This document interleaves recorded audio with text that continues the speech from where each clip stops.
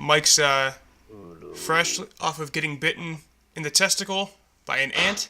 Man, I live to tell the tale. And it might not sound like it'd be painful, but oh my god, just the worst. So I'm playing injured. That.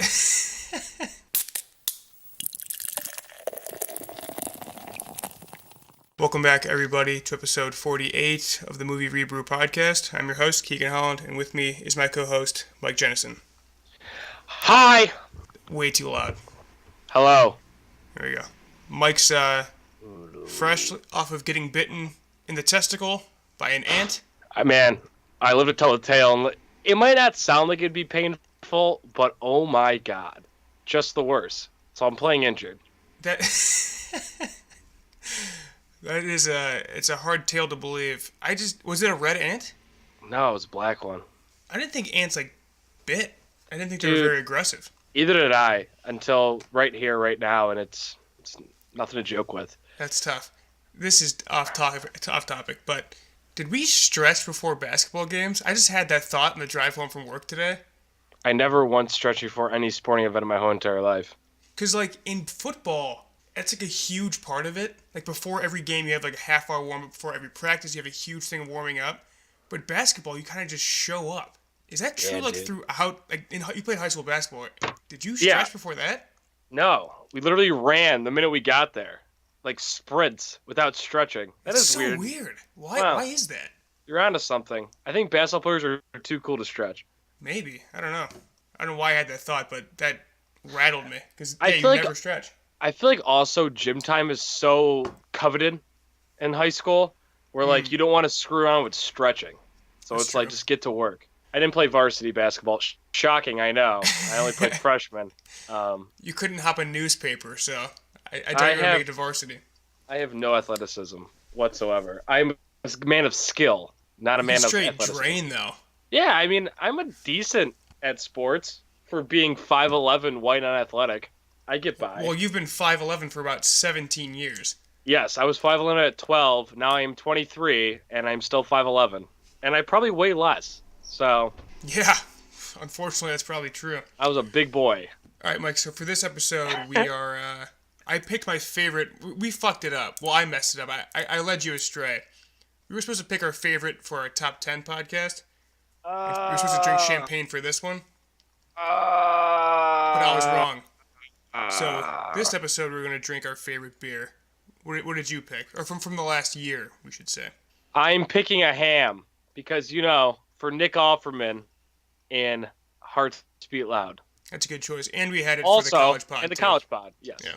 I'm going with Founder's Breakfast Stout, which we had for The Girl in the Spider's Web, I think.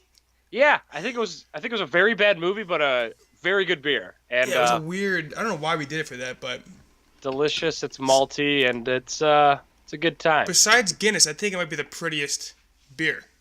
Yes, it pretty much looks like a Guinness when poured. Yeah, man, there are so many handprints over this glass.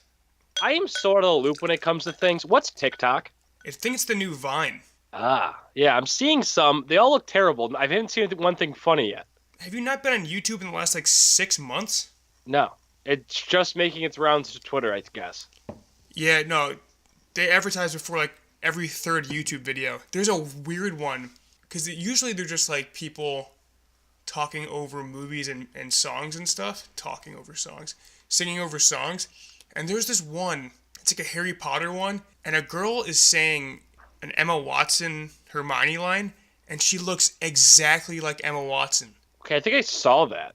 It's I think so I thought it weird. was. And then there's another one, this girl just an absolute smoke, but that's here nor there. Shocking. What are we doing again? Oh yeah. This episode. I saw the 5 TikTok minutes in. the TikTok engagement videos though, were people the divorce videos. Have you seen that? What? It's a thread of people announcing their divorce via TikTok and throwing off their rings to dramatic music. No, I haven't seen those. Oh, it's worth a watch. It's so funny. And did you say Asian why? Divorces? No, just divorce. Okay. Because I think TikTok's a Chinese company or something. Oh, really? Yeah. All right. To the matter at hand, Bernie Yeah. Sanders is running for president. No. No, let's not get into it.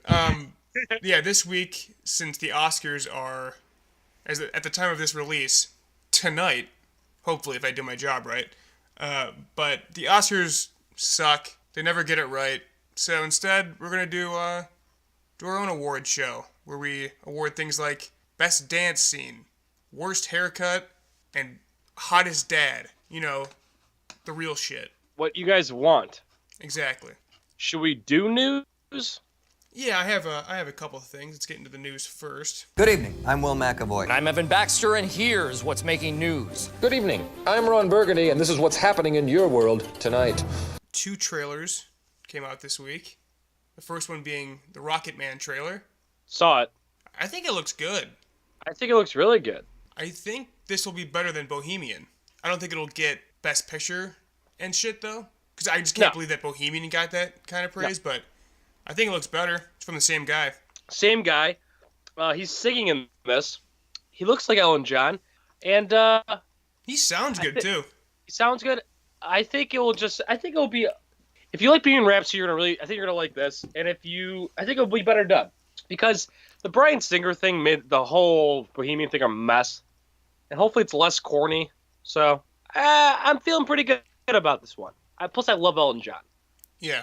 As much as I love Queen, I like Elton John more than that. I gotta pull up the cast. I know Richard Madden's in it. I think he's like the love interest. Got Jamie Bell, and I think Bryce Dallas Howard doing a British accent. I'm not sure how that's gonna be throughout the entire movie, but let me see. Yep, it is Bryce Dallas Howard. Yeah, got coffee in the pot. Lemon's like, Right. I should have brewed and coffee, all I gotta too. say is Baltimore Orioles are number 1. I'm so tired. Rocket Man. What other trailer came out? I think we're both looking forward to it. Yeah, those costumes are awesome. Like, they might get like costume nom at next year's Oscars. I nearly changed our Twitter header to him as like the demon guy. It just looks so cool. The other trailer was Twilight Zone, CBS All Access, Jordan Peele. We finally got our first look at it. It has Adam Scott, Kumail Nanjiani, Tracy Morgan, Allison Tolman from Fargo season 2. Who else is in there? Got the Guantanamo searching guy, Harold and Kumar guy. What's his name? John Cho. Cho. Stephen Yen also. Yeah, it's a pretty good cast, but again, CBS All Access. This made me want to get it though. To be honest, Man, it looks really good. it looks better than I thought it was gonna look. It doesn't look like a CBS show. It looks like super high quality. Yeah, and Jordan Peele just looks so sick wearing that suit in the booth in that know. one shot. I think what's really interesting about this is that it's behind the paywall, and we'll see it. I think CBS All Access is a major fail. I think the only thing they got on there is Star Trek, and I hear nothing about that movie, that TV show. I think it's critically acclaimed, but I don't hear the common people talking about it. So I think it's an epic fail.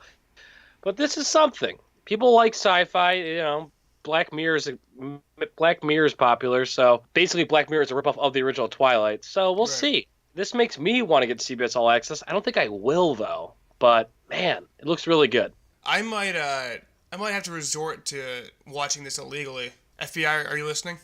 Turn it off now, because CBS is a big enough company where who gives a shit. Just make it on.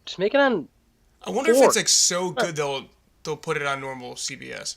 Oh, it's the number 1 watch channel, so I guess they're not hurting for viewers. Ah, it's true. Wow, how is that? The silent majority are Big Bang Theory fans. That's true. They must be, because that TV show has no impact anywhere on social media, yet it's the highest rated comedy. The Venn diagram of the silent majority that voted for Trump and watched Big Bang Theory is just a circle.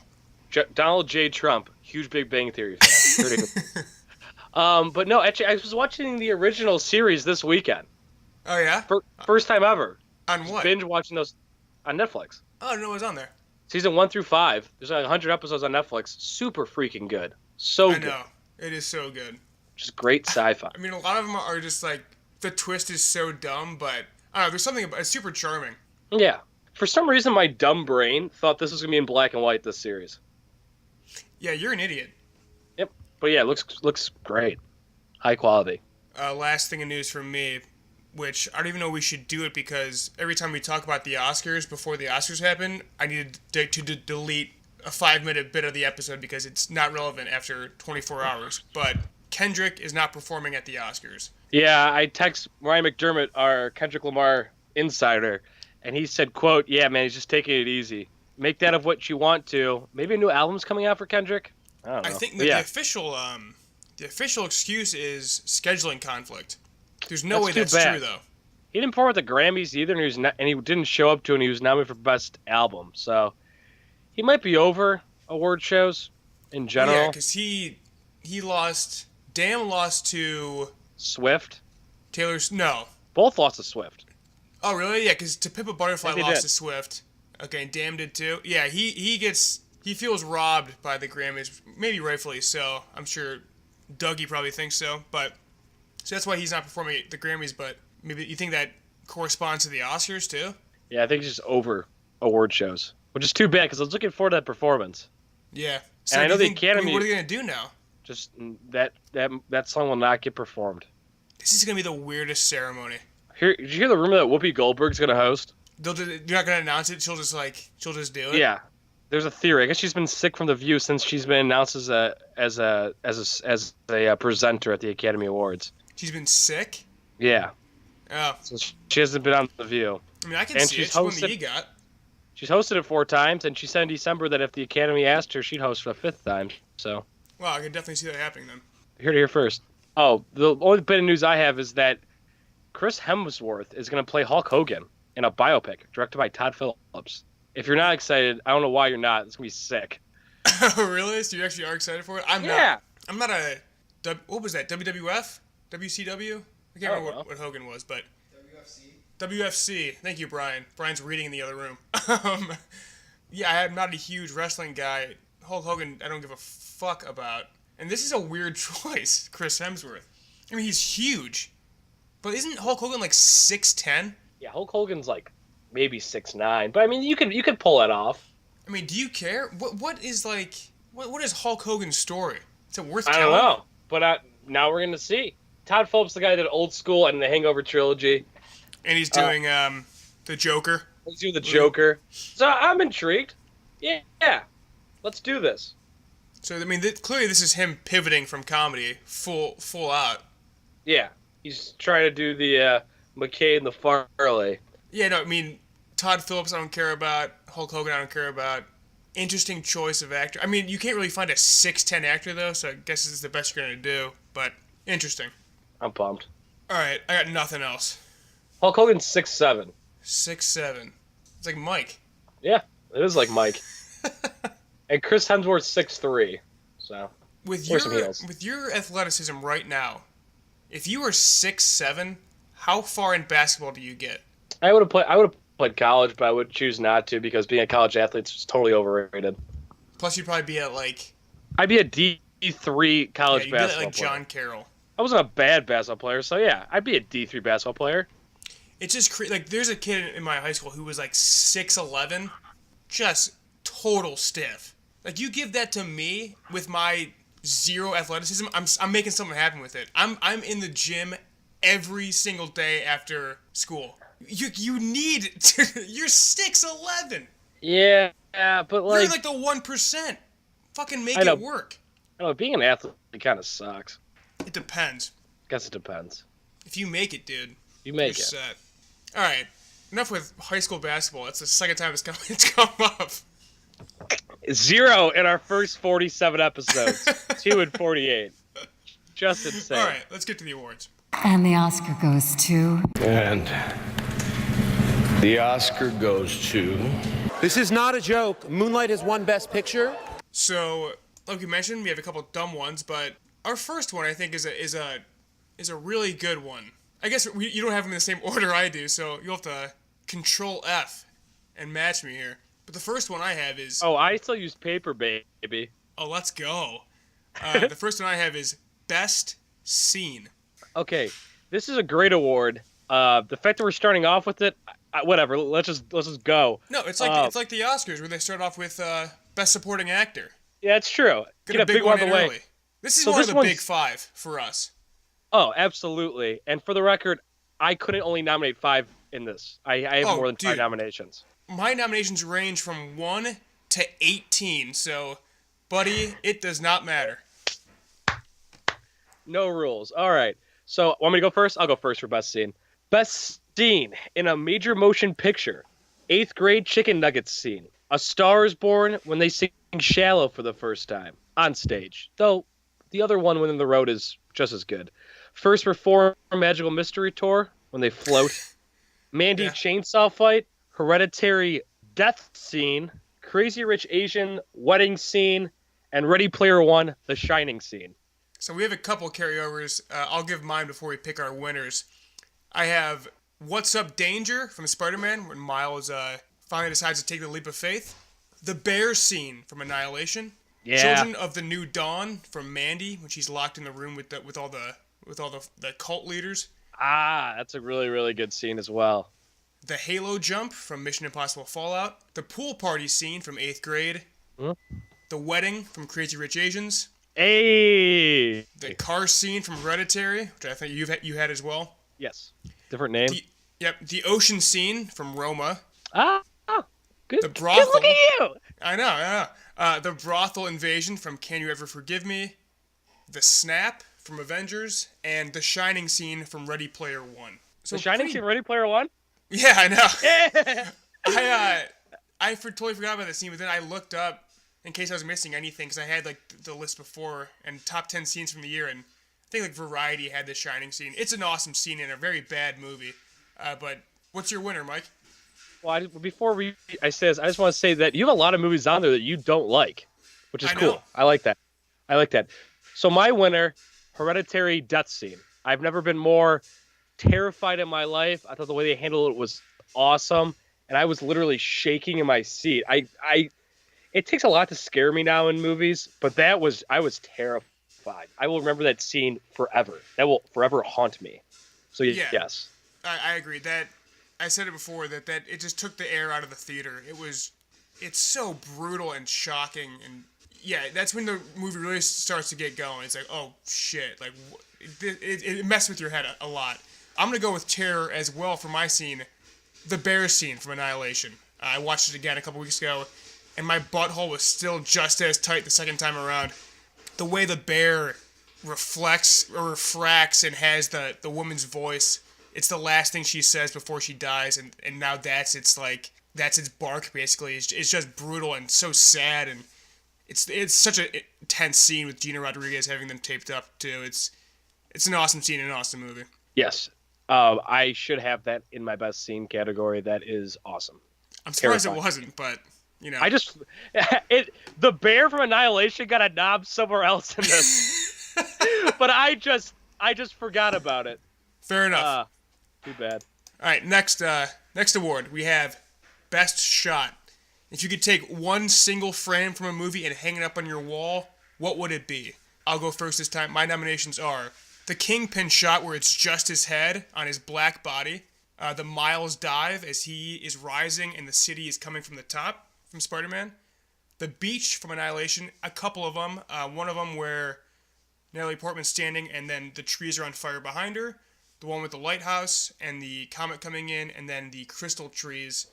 So just anything in the beach really from Annihilation. Walking into the shimmer from Annihilation, the moon landing in First Man, Pink Laundry from Paddington 2, and the last shot from Hereditary in the treehouse. Me and you have a lot of the similar ones here. I got 2 Annihilations. I got the flower children from Annihilation, the flower people, that shot, and then I also have the glass trees on the beach, and also I have when the silver human, what is that? When the Natalie mimic? Portman, the mimic. So I guess I have 3 actually for Annihilation. First Man moon scene. When they first land, you just see nothing but like the moon and the black sky. Yeah. 8th grade pool scene when she's looking out and she just has this like very like sad look on her face and she's just ever out there playing. The Paddington 2 pink prison suit scene. Hereditary right after the death scene where it's the long hallway shot of him just sitting in the bed, laying in the bed. God, yeah. Yeah, and then Creed 2 when Adonis and Tessa Thompson character, what's her name in that? Is it Becca? I think he just calls her B. Calls her B. It's yeah. And then Adonis is holding the baby. Yeah. And their heads are like that. Yeah. It's just so cute. That's the cutest of the year. But I'm going Hereditary here as well. Wow. The hallway shot for Hereditary. I know. I don't really like that movie that much, but that 10 minutes is the best I saw in movies this year. I was just floored by everything. It was so well done. Yeah, that's a good call. I'm going to go with Miles diving into New York. It's currently my background right now on my computer. If I can find a poster of that somehow, that'd be awesome. Probably exists. I knew you were going to pick that, and it's a good shot, too. It's a very cool shot. All right, on to worst scene. I imagine we're going to... You haven't seen any of the movies that are on my list, so I'm interested to see what you have here. Okay, I have 4 from Bohemian Rhapsody. Ready for it? I have that in the next category. Wow, you called it a good movie. Okay, I have the opening when he plays the Bohemian Rhapsody on the piano. Yep. When he's not looking. I have the Mean Joe Green scene when he's walking on the AIDS clinic. Yep. I have the Raid scene when he starts walking away from his own house when he breaks up with the guy. Yeah. And I have before they go on Live Aid, we're all legends. Yep. So those 4. Anytime George Bush is in Vice, especially when the cuts to the fish, right. All of White Boy Rick. That's not even the worst movie of the year. Any duct tape joke made in Skyscraper. Ralph Breaks the Internet, all the Disney scenes, and the car chase scene in Beautiful Boy, where you have no idea. Yeah, you have no idea what she's gonna do if she gets to that car. She's gonna do nothing. You know why that scene's so bad? Well, one, it makes no sense because like you're in a minivan, you can't do anything. But like, I so wanted them to have a interaction, the stepmom and the son. Like, I feel like that's an interesting dynamic. I don't know. If like your stepson like just totally fucks up, that's so weird. Like, cause he's not really yours, you know. But they don't really do anything with that. So yeah, that's a good inclusion. The relationship in the book's really cute. Like she teaches him French and stuff. Oh man. Yeah, They don't really have any. No. Whatever. Mine, the execution from Sicario 2, where Benicio del Toro gets executed, a point-blank gun to the head, but then gets up 15 minutes later. Just ridiculous. Han Solo getting his name, a question that no one has ever asked, is answered for some reason. And then the end scene from The Crimes of Grindelwald, where it's revealed, spoilers, don't watch the movie, that there's another Dumbledore for literally no reason whatsoever. I'm going to go with my winner here is Han Solo getting his last name. So I didn't see that movie, but when you explained that to me, I should have it on my list, how terrible that sounds. It's unbelievable. Mine's the Mean Joe Green scene from Bohemian Rhapsody. That's a good one. Heyo! Heyo! The kid just sitting there with his leisures on his face, like about to die. Heyo! It's fucking ridiculous. Oh my god. Oh, how is that not even Best Picture? I know, dude. It's insane. Well, that ties perfectly into worst scene in a good movie, where I have all 4 of the things you said. We're all legends. Ew. Him playing Bohemian above his head. The rain. Yeah, all of it is just so bad. Oh, wait, I forgot. Go ahead. I also forgot the scenes with the father. Oh my god, yeah, when he brings his new boyfriend that he met 3 minutes ago. It's like, what? But I have it in worst scene in a good movie because I had fun with it. It's yeah, I know. It's a pleasant time. But I'm adding the exposition whiteboard from A Quiet Place, where it says like sound ? And it's just like the dumbest shit. It's written on the whiteboard. Oh, that's a great one. Michael Bay, who produced it, probably thinks that everyone that's watching the movie is like 3.5 years old. So it's so unneeded. It's so terrible. But go ahead with your nominations. That's your winner? I haven't said it's my winner, but it is my winner. It is my winner. Oh, it is your winner? That's a good pick. I wish I would have had it. So I have, I don't know which scene I'd pick. Maybe I pick the tiles scene from Crazy Rich Asian. There's just too many scenes of the mother disapproving of that relationship. I don't know which one I'd pick. I think I'd pick the tiles scene. Dave Franco's scene in If Beale Street Could Talk took me right out of the I nearly movie. put it in myself just to remind you, but I knew. Yeah, you'd probably have it in there. The 8th grade hookup scene in the back seat. I don't think we needed that. I think there's enough awkward sexualness. Oh, I nearly put that in my best scenes. I think it was so effective. It was effective, but I don't know if we needed to go that far with it. It felt a little forced. My butthole was just as clenched for that one as it was for the Bourne and Hereditary. No, I know. John Krasinski's whole death thing in A Quiet Place, Yeah. especially when he mouths "I love you," brutal. And then, but my winner and the last nomination, Black Klansman, heavy-handed ending. I don't think we need the Trump stuff at the end, and that's my winner. See, I like that part. That worked for me. But at the same point, I think, like you said, we're not 8-year-olds. I think we could put the connections from modern day world to the movie without that. Yeah, that's true. But sorry to bother you. He does the same thing. He basically explains the movie at the end with the MLK quote. So that is Spike's thing, but I just didn't think it was needed. So Black Klansman. Hey, good call. All right, the next award, the Thiccest Bitch Award. The nominees are Walking Penis, I Was Never Really Here. Or You Were Never Really Here. What the fuck's that movie called? You Were Never Really Here, right? You Were Never Really Here, yeah. And then the winner, Russell Crowe from Boy Erased. That man is an absolute unit. Oh my god. So thick. I was worried. I was scared for my life. What happened to Russell Crowe? He covers the entire screen when he's on. He could have played Thanos. Just color him pink. Purple. Save Disney about $100 million. Yeah. Jeez. I didn't know that was happening, but yes. I would also go. Do you approve of my award? Yeah. My next award I think I told you this one, the grossest makeout scene. The nominees are Liam Neeson and Viola Davis from Widows. And you probably won't approve of this one, but Ethan Hawke and Amanda Seyfried from First Reformed. Loved it.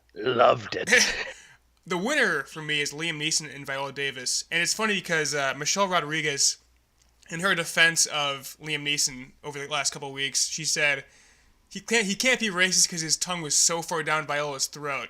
And that is true. There is so much tongue action in that makeout scene, and it goes on forever. It's disgusting. Yeah, it's intense. I feel it. You feel it. Wow. Yeah. Next award, the biggest difference between you and the critics. I have both positive and negative.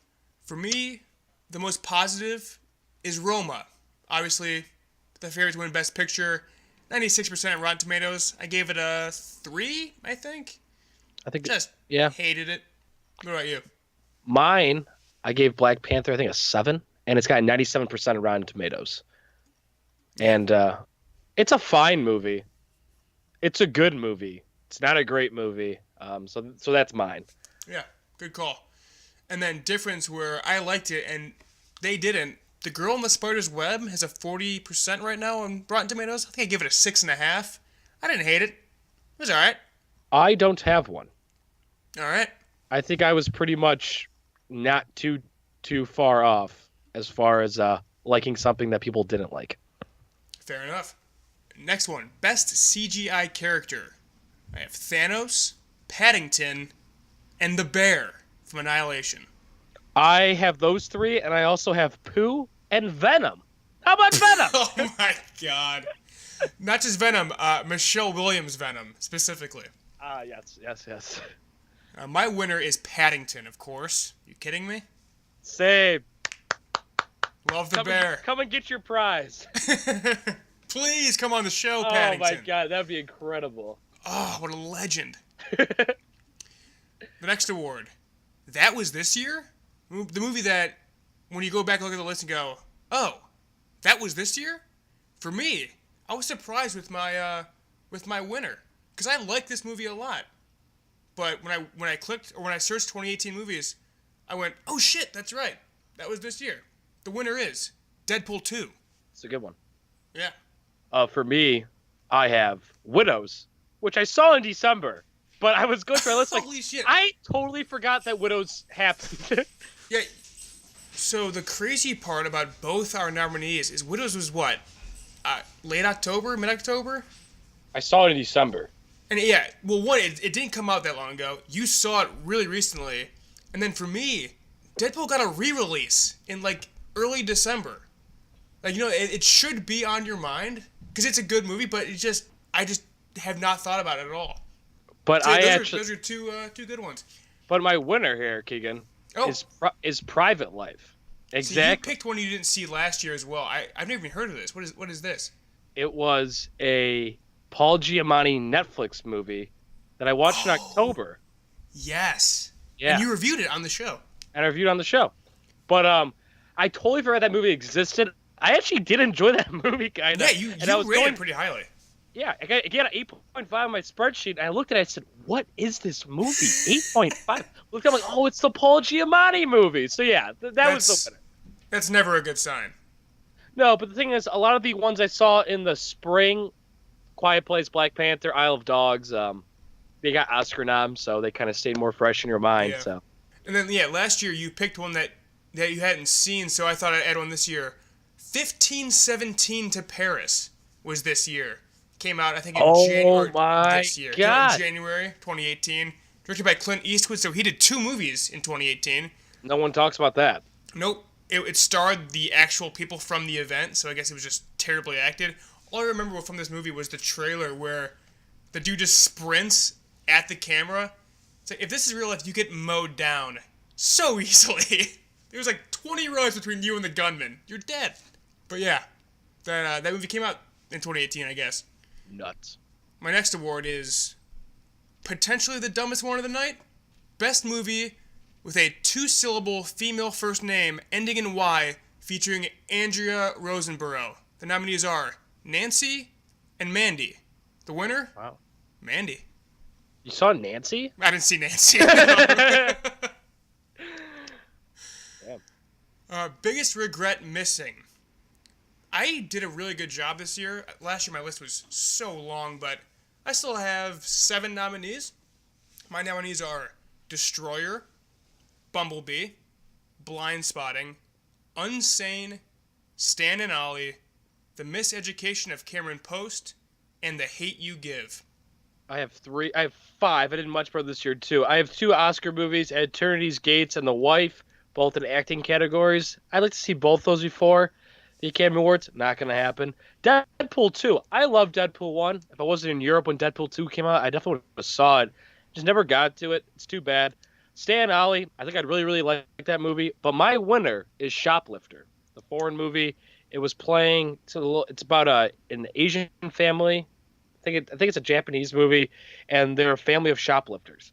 It's nominated for Best Foreign Film. It was playing at Cedar Leaf for about a month. There was multiple times I said I was going to go to the theater and see it, and I just was too lazy. So that's my number 1 movie that I missed. I'm going to go with Blind Spotting, actually. I thought I was going to pick Stan and Ollie, but I'm seeing Blind Spotting on a ton of end-of-the-year top 10s from people I follow. It came out in, like, maybe June, maybe May.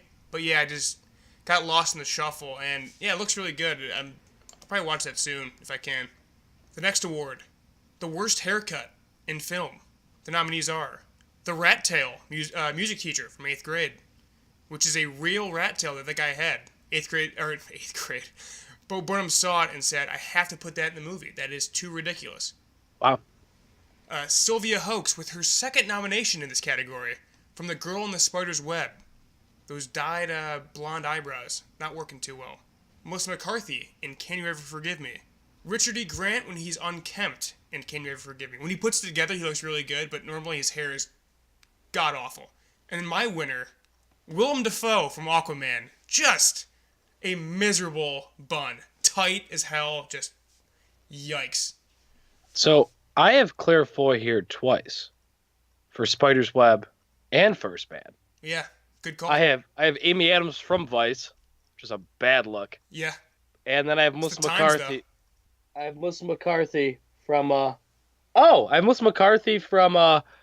Can You Ever Forgive Me? And I have Matthew McConaughey from White Boy Rick. That mullet That's a good one. is brutal. But the winner? I was scouring my movie list for a bad mullet, and I couldn't find one, but there you go. People forget about White Boy Rick. You do. People forget. The winner is Melissa McCarthy. Yeah, it's horrible. Iconic role with that bad haircut. Yeah, Tough to do. an Oscar-nominated haircut. Oscar nominated haircut.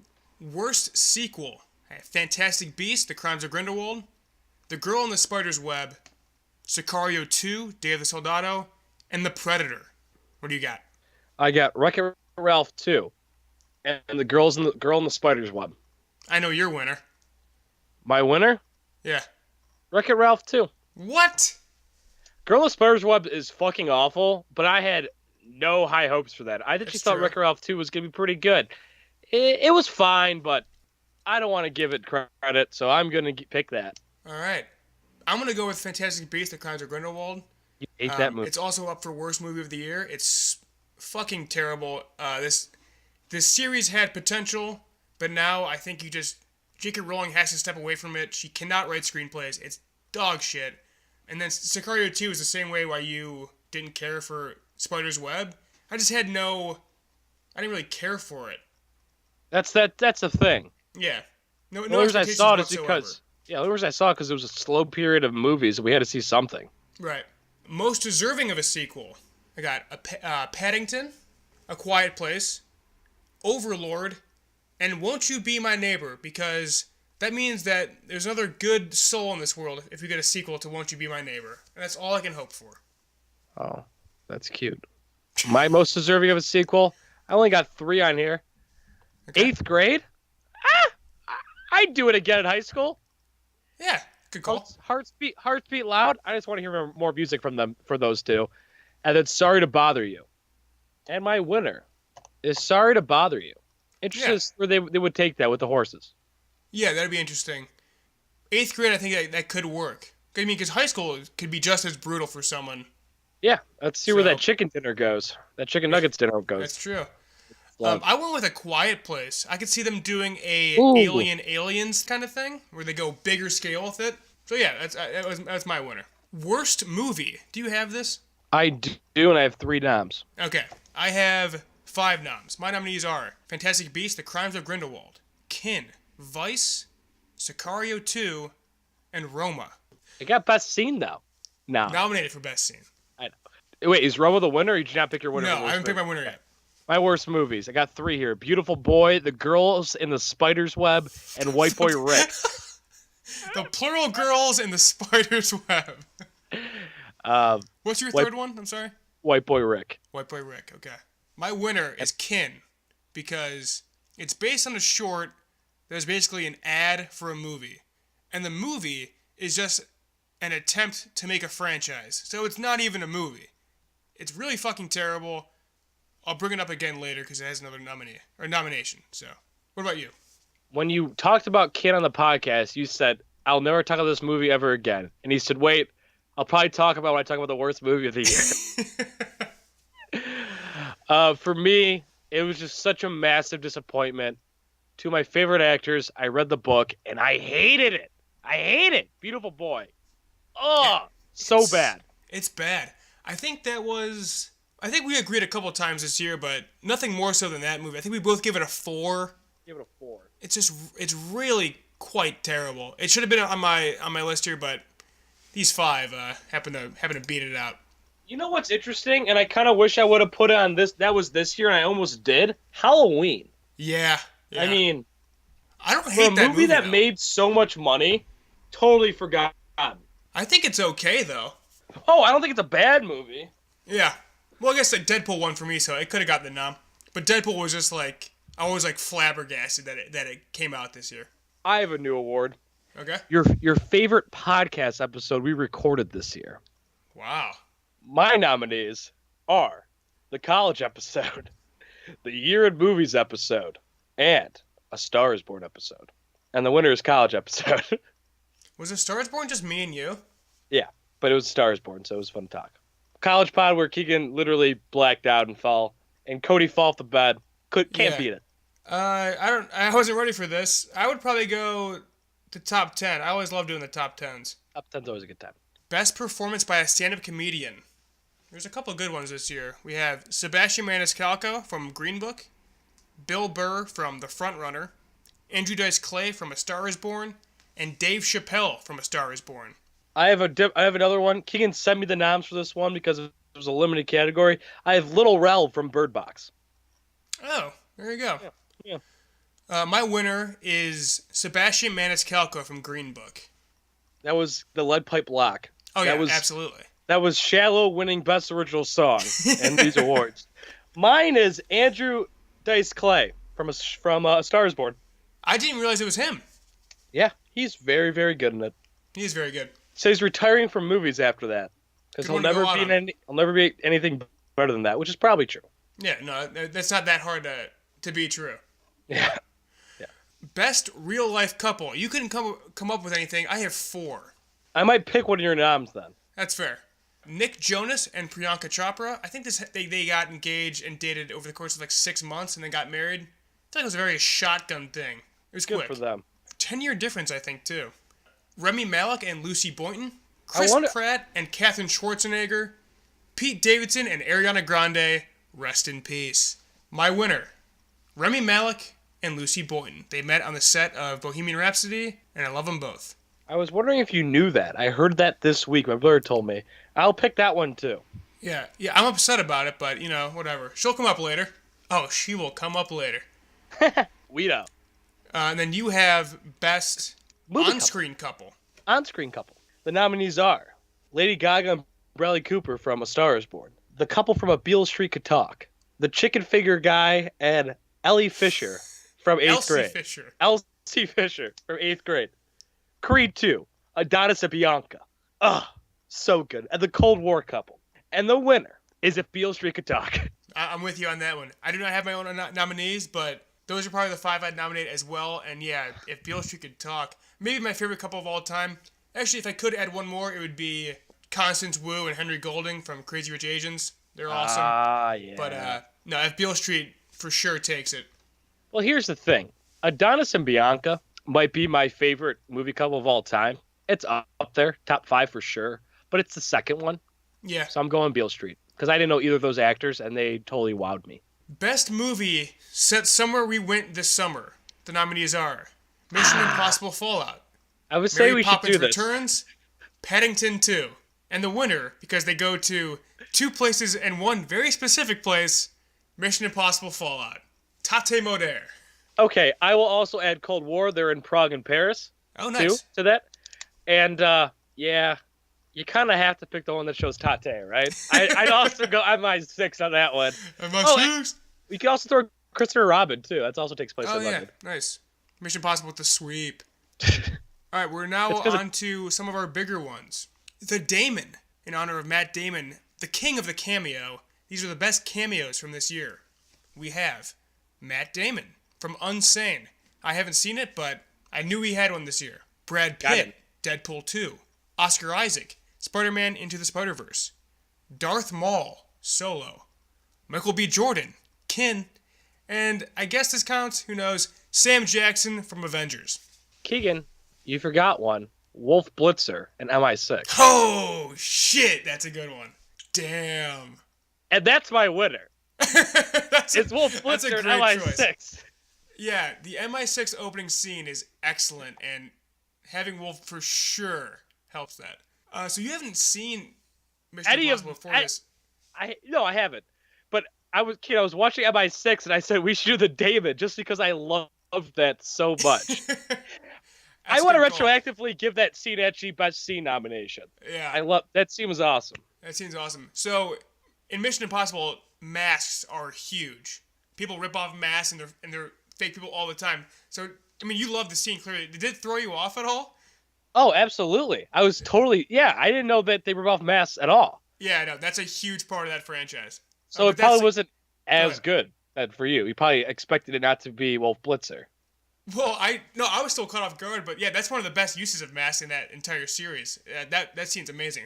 I'm gonna go with Oscar Isaac from Spider-Man, just because to have a huge name like that at the end of a movie where it's recreating a meme, it just seems insane to me, and I thought it was very well done. And I it's love Oscar Isaac. No bias. Yeah. So this is one of yours. Best on-screen dance move. I couldn't come up with anything. This is just for this year, and we're gonna put the GIF with this episode. The dance scene is the favorite when the guy starts doing that ludicrous move. Yeah. He's like going down the. Yeah. Yeah. By the time my friends start getting married, I will have perfected that move With your shirt off. with my shirt on. Oh, that's obvious. That's a given. Okay, so this is probably the most ridiculous award of the night. Best movie that is a sequel based on a children's book, set in London, with Ben Whishaw as a main character and Julie Walters playing a maid. The nominees are Paddington 2 and Mary Poppins Returns. I think they might be set in the same house on the same street as well. I think it is. Like, It's- it's legitimately. There are so many things that are just the exact same in that movie, or in those movies. It's crazy. I mean, the winner obviously is Paddington 2, but yeah, Ben Whishaw is the dad in Poppins. He's Paddington in Paddington 2, and then Julie Walters is just like the housekeeper for both families. It's kind of strange that they both came out this year. But yeah, the winner is Paddington 2. So good. One of my favorite awards, Best Non-Original Song. The nominees are, for me, Mike probably has more. After Laughter Comes Tears from mid-90s. Rubber Band Man from Avengers. Any Queen Song from Bohemian Rhapsody. Helplessly Hoping from Annihilation. I Won't Hurt You from Isle of Dogs. Orinoco Flow from 8th grade. And Can't Help Falling in Love, Crazy Rich Asians. Is that what the song's called? Yep. Can't Help Falling in Love? Yep. Yeah, from Crazy Rich Asians. I got Anything else to rubber. add? I got Rubber Band Man, like Keegan said. I got Helplessly Hoping, like Keegan said. I got I Won't Hurt You, like Keegan said. I got I Can't Help Falling in Love with You, like Keegan said. I also have another Crazy Rich Asians song, Yellow, in Mandarin, in some language, not in the English language. No. I have Harvest Moon from Quiet Place. That's the song they list, the Neil Young song, when they put the headphones in and they dance in the basement. Oh, yeah. That's awesome. Oh, also, this is Can't Help Falling in Love, second nomination in 2 years. It won for me, I think, last year for Blade Runner. Oh, At least yeah. it was nominated. I can't remember if it For, won or not. for Elvis, too, yeah. Yeah. But yeah, so we pretty much have the same shit. I'm going to pick my winner, and so I think before going into this, it was going to be Helplessly Hoping. But then I watched that Avengers scene again, and Rubber Band Man just slaps so goddamn hard. I'm going Rubber Band Man. I saw that scene in theaters, and I was just blown away. And then that was literally our anthem our last week of college, Rubber Band Man, because of that scene. So good. Just the joy, and that's so fitting that that's the last song that the Guardians will ever, sing to or whatever. Because with James Gunn leaving, it will never feel the same way again, I feel. So Right. I too am picking Rubber Band Man. Oh, the upset! And I don't know why they put that for best scenes either. That scene is so funny. Yeah, it's good. They're all singing it. It just makes you tap your foot. This is, you know what this is? This is the best CGI character from last year, where Circus just got screwed. Like, you picked Groot, I don't even remember who I picked. But yeah, this was so Helplessly Hoping's award to lose, and neither of us pick it. We said we were going to change the award to the Helplessly Hoping Award, which it might still get changed to. It probably still get changed, yeah. Rubber Band Man is the winner. Rubber Man, yeah, it's amazing. Buddy. The next award we have The Quaid for DILF of the Year. We got the hottest dad. It's named after Dennis Quaid's iconic performance in the 1998 classic A Parent Trap. It's a shame because he was in this movie, or he was in a movie this year, but it was Kin, so he can't get the nomination. And I think he had a stroke before he filmed that. I don't know. He was really bad in that movie. My nominees are Steve Carell, The Silver Fox, Josh Hamilton from 8th grade, Nick Offerman from Hearts Beat Loud, and Thanos, Daddy from Avengers. That's not bad. I have Coleman Domingo for If Beale Streets Could Talk, obviously. Oh my God, yes. Josh Hamilton from 8th grade, Mr. Rogers from Won't You Be My Neighbor, Nick Offerman from Hearts Beat Loud, Viggo Mortenstein from Green Book. And the winner for me, and it's an upset, but it has to be, it's Mr. Rogers. Wow. He's too innocent for the DILF Award. He's too innocent. Yeah, but he's the perfect father. He is. He really is. I'm going to go with Nick Offerman, because I would love to crush a hands with Nick Offerman and then get in bed with him. Dude's a legend. That's a great movie. My favorite award, Bay of the Year. This is one I work on pretty much every movie I see. I start to get my list together. This easily gets mentioned every single podcast. Oh, it's insane. The nominees are a lot of repeats from last year. Tessa Thompson, Sally Hawkins, Rachel Wise, Kiki Lane, Matilda Olivier, Elastigirl, Zoe Kravitz, Lucy Boynton, Paddington, and Nick Offerman. I also wanted to mention Kiki Lane from Beale Street Cook. She is beautiful. But the winner, I predicted this months ago, Matilda Olivier, the French woman from Overlord. We will have great French children. I'll be speaking fluent French with them. I'll be reading them stories before they go to bed and lay down happily next to my wife. Yeah. I thought you were going to go Mrs. Incredible, but hey, I am going Paddington. Fair. It had to be done. Love the bear. Had to be done. And then our final award, the big one, the big dog, the Gleeson, named after Donald Gleason's 2015, where he had arguably the greatest year of all time, with The Revenant, Star Wars, Ex Machina, and Brooklyn. All incredible movies, and he's great in all of them. The opening line from episode 1 of this podcast was Keegan said, "This is just a bad attempt to meet Donald Gleason." Exactly. This is why we're doing this. That's why we're doing it. This is our guy. I have 18 nominees, so strap in, everyone. Do you know what stuff they were in? Yes, I have them all written down. Perfect. Zoe Kravitz, Big Little Lies, Kin, Spider-Man Into the Spider-Verse, and Crimes of Grindelwald. Kind of hit or miss there. Nicole Kidman, Big Little Lies, Destroyer, Aquaman, and Boy Erased. A real resurgence for her career. Volume. Speaking of resurgence, Toni Collette, Hereditary, Hearts Beat Loud, Birthmarked, and Wanderlust. Lucas Hedges, Boy Erased, Ben is Back, mid-90s. Michael B. Jordan, Black Panther, Fahrenheit 451, Kin, and Creed 2. Bradley Cooper, The Mule, director, writer, and star of A Star is Born and Avengers Infinity War. Brian Tyree Henry. Let me take a deep breath here. Atlanta, White Boy Rick, Widows, If Beale Street Could Talk, Spider-Man Into the Spider-Verse, Hotel Artemis, Drunk History, BoJack Horseman, and a stage performance, Lobby Hero, where he was nominated for a Tony. Wow. I didn't know the Tony nom. Yep. Josh Brolin, Avengers, Sicario 2, Deadpool 2, The Legacy of the White-Tailed Deer. And all those came out in like the same month and a half stretch. Yeah. And all blockbusters. Yeah, I think 3 of them. At one point he was 1, 2, and 3 box office. It was kind of nuts. Lakeith Stanfield, Sorry to Bother You, Atlanta, The Girl in the Spider's Web, Come Sunday, and Random Acts of Flyness. Tessa Thompson, Sorry to Bother You, Annihilation, Furlough, Little Woods, Dirty Computer, Creed 2, Portlandia, and Dear White People. Claire Foy, Unsane, First Man, and The Girl in the Spider's Web. Sonoya Mizuno, Annihilation, Crazy Rich Asians, Maniac, The Domestic, and All About Nina. Sasha Lane, Hearts Beat Loud, The Miseducation of Cameron Post, After Everything. Andrea Riseborough, The Death of Stalin, Mandy, Nancy, and Burden. Emma Stone, Maniac and The Favorite. Jonah Hill, director of mid-90s, Maniac, and Don't Worry, He Won't Get Far on Foot.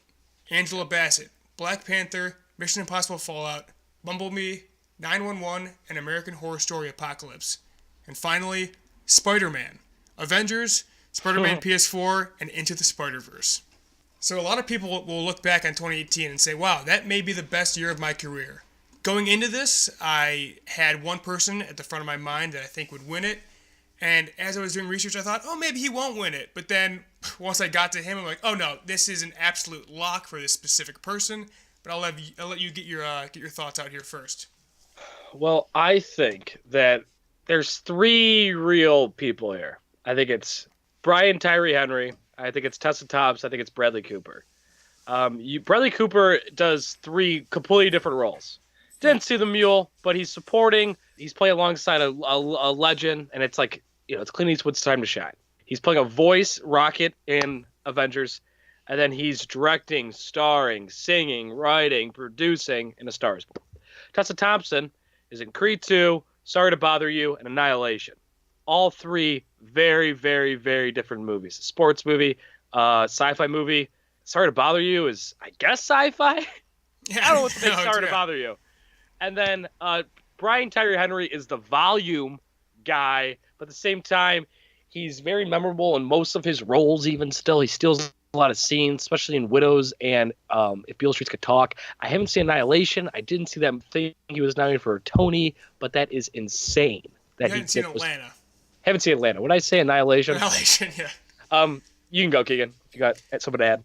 Yeah, so for me, the front runner was Brian Tyree Henry, but then I saw Toni Collette, Nicole Kidman. Yeah, Tessa Thompson, like you said, had a great year. But my winner it's gonna be Brian Tyree Henry. I like giving this to less known people, and literally you could not avoid Brian Tyree Henry. He's for sure I think I know that guy from something at this point in his career, but I think he'll be a household name very soon. Atlanta's probably the best show on TV last year. He has a couple misses with White Boy Rick and Widows for me, but like you said, he's a standout in both of those. If Beale Street Could Talk, he steals the scenes. He's awesome as the dad in Spider-Man. And then BoJack Horseman is one of my favorites too. And then just to see he got nominated for a Tony as well, in addition to all this other shit, is just absurd. Crazy to me. Yeah, the Gleeson was made for guys like him to get recognition. I'm also going Brian Tyree Henry. Like Donald Gleeson himself went from a relatively unknown to kind of a household name, at least with cinephiles. Brian Tyree Henry did this year, and just the sheer volume is insane. And in a bad movies like White Boy Rick, I think he's maybe the best part in that movie. Yeah. I love when he's laying the cig and If Beale Street Could Talk, and he snaps his finger So he's just so cool in that movie. And yeah, he steals scenes. He also does some voice work, and he's on stage and does TV work, does film work. Yeah, it's easy. Brian Tyree Henry. Okay, Keegan. Yeah. If you had to give 2018 in movies, a score out of 10, what would you give it? I'm gonna give it an 8. I think genre-wise it was very strong, but in terms of classics, you'll look back in 20 years from now, it doesn't really have any. But it did crush the little stuff, and pretty good, solid indie year in movies, yeah. But there's nothing exceptional, I'd say. Yeah, it's a lot of good movies this year. I'm going to have a 7.5, but no standouts. Yeah. I'd give it a thumbs up. And now we're pretty much done with the year. I guess we still have to recap the Oscars next episode, but it's finally over. It's in the rearview mirror, thank God. What movie are you most excited? Perfect time for it too, because as we'll get into what we watched, I think I'm gonna go to the theaters 4 times in the next week. Yeah, I'm gonna watch Lego Movie Part 2, Fighting with My Family, which is at a 93% right now in Rotten Tomatoes. I'm gonna watch Alita Battle Angel, and then we're doing How to Train Your Dragon 3 next week. If you haven't seen it, we just released a rewind for the first and second one with Rossi. Awesome episode. I really enjoyed listening back to it. The kid is just brings out the best in us. Such an idiot, but but yeah, go back and listen to that if you've seen the other 2 movies, or if you haven't and you're just interested. But yeah, I'm gonna watch those 4 movies, and I haven't watched anything, I don't think, since our last episode. I watched a lot. I watched Annie Hall for Valentine's Day. Again, Caroline loves that movie, shockingly enough, so we watched that. I love Annie Hall. Keegan will never see it, I guess, because I hate Woody Allen. Hates Woody Allen, but if you hate Woody Allen, you wouldn't enjoy that movie. But I do like Annie Hall. My hatred for Woody Allen, though, is not based on anything it's not based on any of the films he's done or written. It's just because he's a scumbag, and I because I haven't seen anything he's done, I can so easily just tie his bad actions to his movies and just avoid them completely. I don't think you would enjoy them that often, but I don't know. You should watch Annie Hall. It's a very cool screenplay. He does so much in that little movie, and he invents a genre of rom-coms in it. Yeah, but fuck him. Wow. I saw Scott Pilgrim vs. the World. Yes, finally. It's a very cool-looking movie. Yo, no. But I didn't really care for it that much. I'm sorry, Keegan. Dang it. Direction-wise, Edgar Wright's sweet in it. Yeah, it's just like, you feel like you're actually in a comic book. But the storyline just kind of, I'm not the target demo.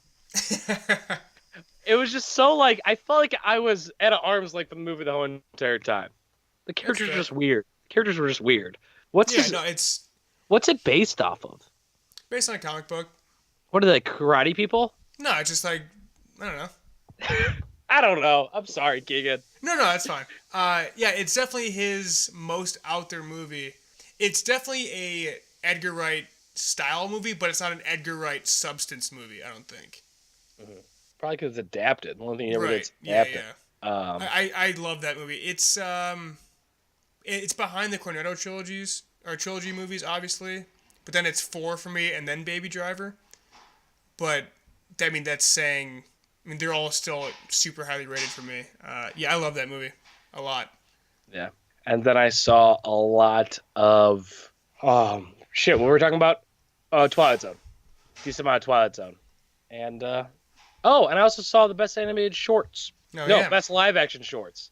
Let me tell you, super depressing. So sad. That's what I heard. 4 out of the 5 movies have to do with a kid killing somebody or a kid getting killed. Oh my god. Yeah. Highly recommend it. No, it's weird. How long was it? It was about 2 hours. Oh god, I don't think I could sit through that. Is the one at least a ray of hope at the end? No, it's in the middle. Oh. But A24 has one, Keegan. Oh. Who's the guy married to Kate Mara? To Kate Mara? I don't know. I'll look it up. He's in it. And it's the first time I've ever recognized an actor from these things. Usually it's nobody. And then I found out that it's A24, so it's like, that makes sense. Oh, Jamie Bell. Jamie Bell. Yep. I didn't realize he was married to Kate Mara. They probably met on Fantastic Four. I think they did. So some hope came from that terrible movie. But that's all. I also... Go ahead, sorry. That's it. I'm done.